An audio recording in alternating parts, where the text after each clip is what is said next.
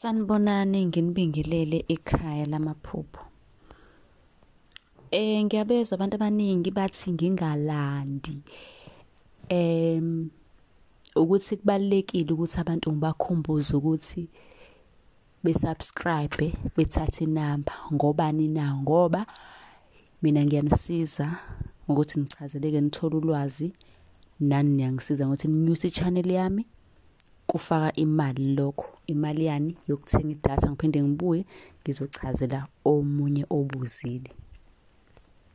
Sinale page ku-TikTok, sinale page ku-YouTube, ku-Facebook. Igama nje liyafana lithi Sichaza Amaphupho. Okay, ake ngihlala odabeni-ke. Ukuphupha umuntu owawuthandana naye ewasha. Ngabe lokho sikuchaza ukuthini? Khona usibuzile lo mbuzo. Into enokwasha phakathi nje kuye kuthiwe kuyinhlambuluko leyo. Ukusho ukuthi lowo muntu owathandana naye ufisa ukuthi kube khona uxolo oluba khona phakathi kwakho naye, ngoba uthi lithini iphupho, umuntu othandana naye ewasha.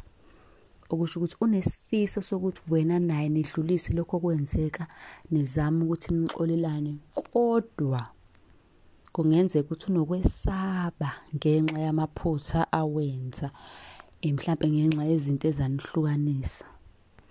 Kodwa akakhona ukufinyelela kuwe, akakhona ukuzehlisa. Engakusho ukuthi kubalulekile ukuthi uzehlise, ukhulume nje nomuntu, uwamukele iphutho lakho uma uyibona ukuthi wawu-wrong, ulamukele. Ikhona-ke incwadi yamaphupho, iwu-R500 inyukile. Khona insipho yobulongo, iyasiza ukugeza idlozi, uthandeke nje, isiza okuningi.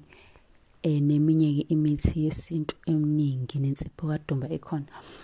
Ngizoshiya inamba khona la kwi-video. Ngiyacela ukuthi ningakhohlwa ukusubscribe.